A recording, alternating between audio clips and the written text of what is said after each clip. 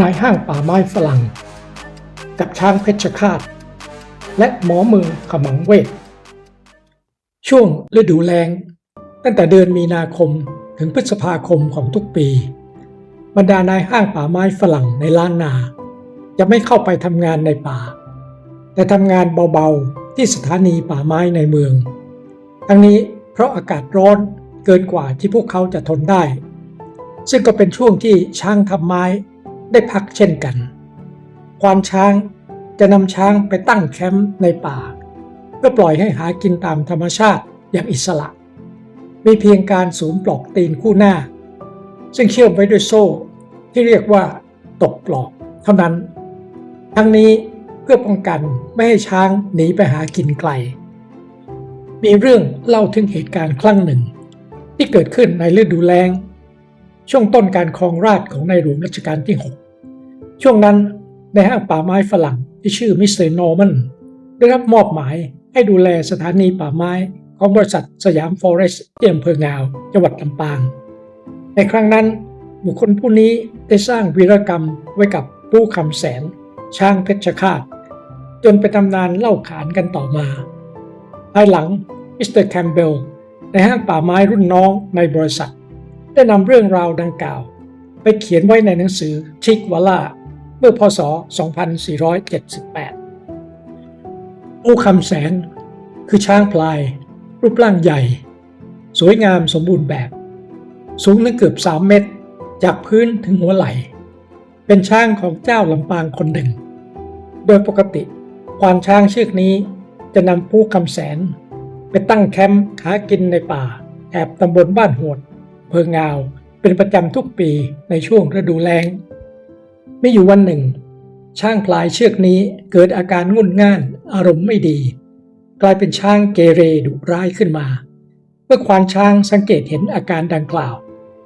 ประกอบกับมีน้ำมันสีแดงช้ำเลือดช้ำหนองเหนียวเหนอะ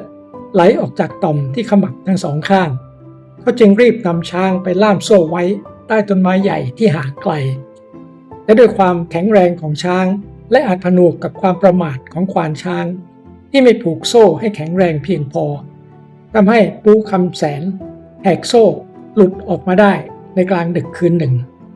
โดยที่ยังมีบางส่วนของโซ่ล่ามเท้าติดมาด้วย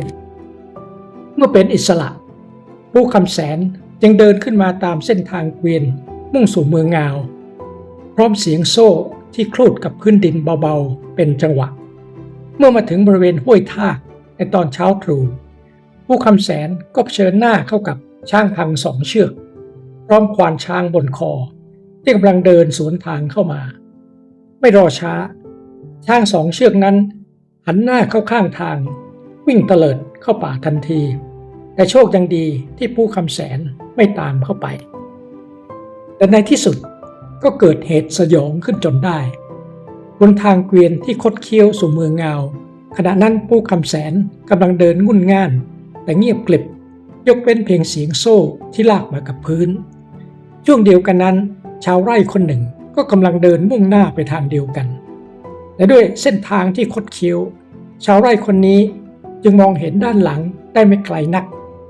ท่านเมื่อได้ยินเสียงประหลาดคล้ายโซ่ลากกับพื้นจึงเหลียวกลับไปดูแต่ก็ไม่ทันการซะแล้วปู่คำแสน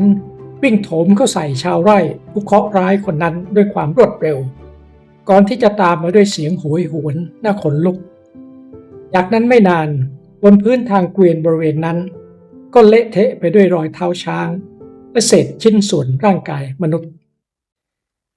หลังจากเหตุการณ์นั้นพักใหญ่จนบ่ายคล้อย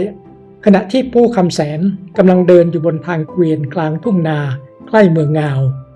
ก็มองไปเห็นเกวียนของชาวบ้าน2 เล่มตะคุ่มอยู่เบื้องหน้าด้วยอารมณ์แปรปรวนโกรธเกรี้ยวโดยไม่มีเหตุผลจึงวิ่งโถมเข้าใส่ทันที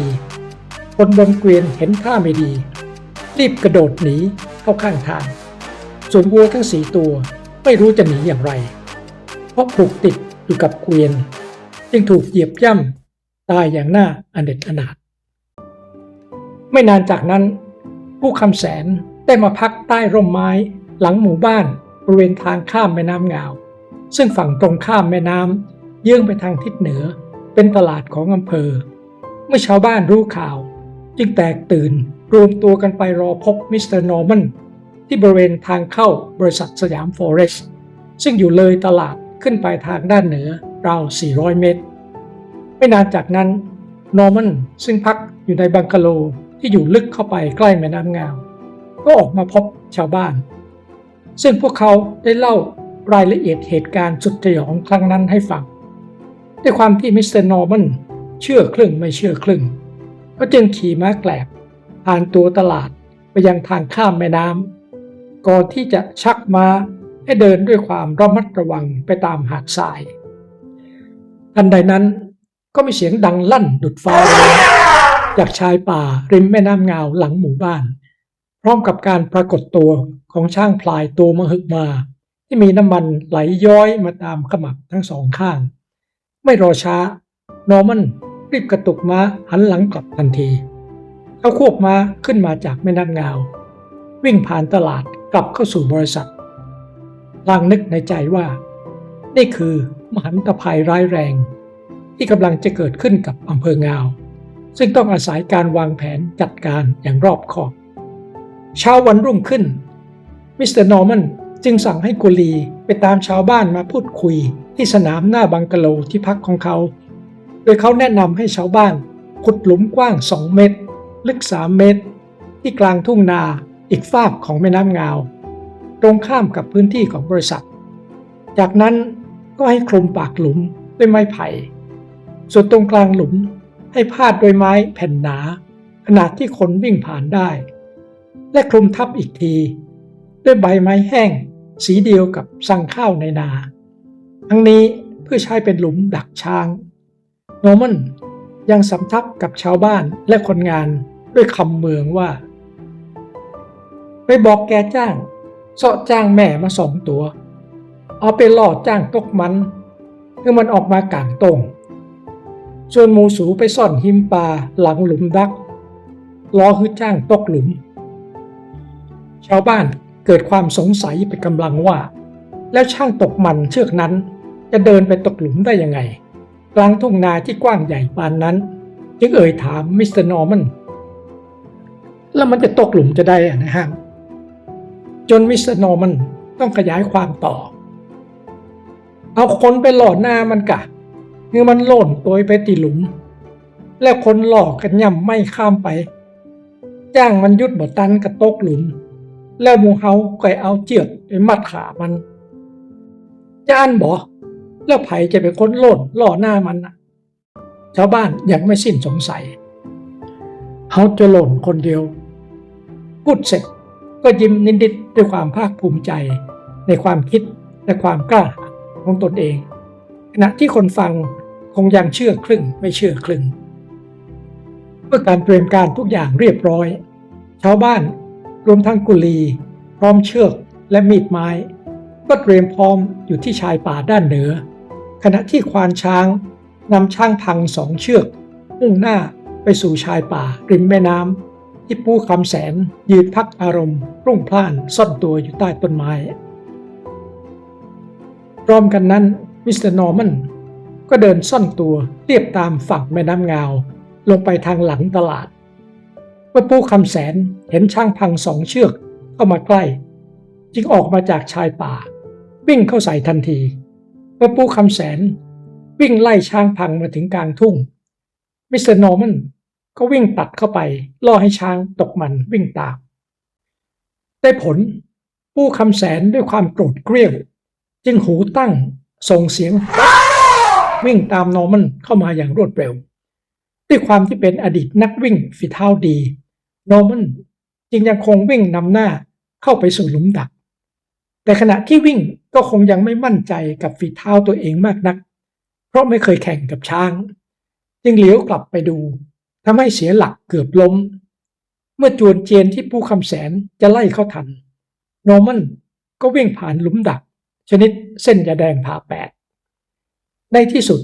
ปู่คำแสนจึงเสียเหลี่ยมตามนอร์มันไปลงกึ่งนั่งกึ่งยืนทุลักทุเลอยู่ในหลุมดักจากนั้นชาวบ้านและคนงานก็กรูกันออกมาจากราวป่าเพื่อไปจัดการเอาเชือก คล้องขาสัตว์ยักษ์ที่กำลังเกลี้ยวกล่อมอยู่ในหลุมแต่ขณะที่ชาวบ้านกำลังวิ่งมาใกล้ถึงหลุมดักผู้คำแสนก็แสดงอิทธิฤทธิ์เต็มที่ทั้งแผดเสียงร้องทั้งโครวญครางดังลั่นทุ่งพร้อมกันนั้นก็จ้วงแทงและฟาดงวงเข้ากับขอบหลุมอย่างไม่ยัง้งจนดินน่วมพังลงมาช่างพลายที่แข็งแรงเชือกนี้จึงกระเสือกกระสนขึ้นมาจากหลุมได้สำเร็จแต่ก็ไม่ก่อนที่ชาวบ้านและกุลีรวมถึงมิสเตอร์นอร์มันจะวิ่งหนีสุดชีวิตข้ามแม่น้ำงาวไปยังฝั่งของบริษัทขณะที่ผู้คำแสนด้วยความตกใจจึงวิ่งเตลิดด้วยขาที่กระโผกกระเพกกลับไปยังชายป่าเช่นเดิมไม่สำเร็จมิหนำซ้ำเช้าวันรุ่งขึ้นยังมีข่าวเศร้าแพร่สะพัดอีกว่าในย่ำค่ำคืนที่ผ่านมาผู้คำแสนได้ทำร้ายชาวบ้านจนเสียชีวิตไปอีก1 คนดังนั้นช่วงเวลาดังกล่าวอำเภองาวจึงเต็มไปด้วยความหวาดผวาชาวบ้านร้านค้าปิดบ้านปิดร้านเก็บตัวอยู่ในแต่ที่กำบังรอฟังว่าเมื่อไหร่เสียงโซ่ครูดกับพื้นจะมาเขย่าขวัญอยู่ข้างบ้านงานป่าไม้ทั้งหมดต้องหยุดชะงักลงชั่วคราวช้างของบริษัททุกเชือกถูกนำไปไว้ในป่าห่างออกไปเป็น10 กิโลเมตรจนเวลาล่วงเลยไปอีกหลายวันมิสเตอร์นอร์มันที่ต้องผิดหวังกับหลุมดักช้างก็ได้รับคำแนะนำจากหมอเมืองจอมขมังเวทให้ใช้น้ำมนต์ที่เขาเสกไปจัดการกับช้างตกมันขณะนั้นนอร์มันไม่มีทางเลือกก็จึงนำลูกดอกอาบน้ำมนต์ใส่ปากกระบอกปืนไปรอซุ่มยิงช้างเชือกนี้หลังจากโดนลูกดอกเข้าไปไม่นานช้างก็เริ่มเดินตุปัดตุเป๋และอ่อนแรงลง2-3 วันให้หลังควานช้างก็สามารถพาช้างเชือกนี้เดินอย่างสงบเสงี่ยมกลับไปป่าบ้านหวดเช่นเดิมส่วนนอร์มันก็ได้เรื่องราวที่น่าตื่นเต้นสนุกสนาน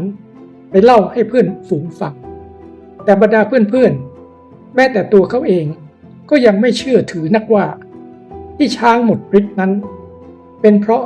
ลูกดอกอาบน้ำมนต์ของหมอเมืองขมังเวทหรือเป็นเพราะถึงเวลาตามธรรมชาติที่ช้างตกมันจะสงบไปเอง